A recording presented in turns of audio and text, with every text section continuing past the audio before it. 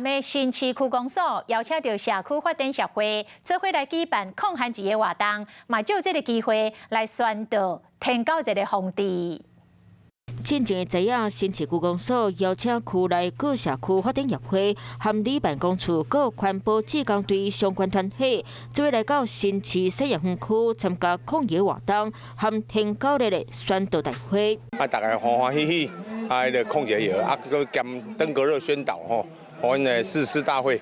即摆为着推广新市在地农特产品，特别邀请新市居民做伙趁好天，和厝里的人做伙来参加抗疫活动。看到大人囡仔同齐伫咧雨刮爽，共同体验农村活动，实在互人看到有够心熟的。5月7日解封啊，咱嘛希望咱后壁。 迄个不管是啥物物件，愈来愈好。就抗疫活动，公所嘛来甲大家宣导，热天特别到室内气候开始网虫，公所嘛特别呼吁大家平常时爱做好病毒的康复，安尼网虫才袂生团。嗨，我是庄宇杰，想要看到更多的新闻内容吗？赶快订阅华视新闻的 YouTube 频道，并且开启小铃铛，跟着宇杰一起看新闻吧。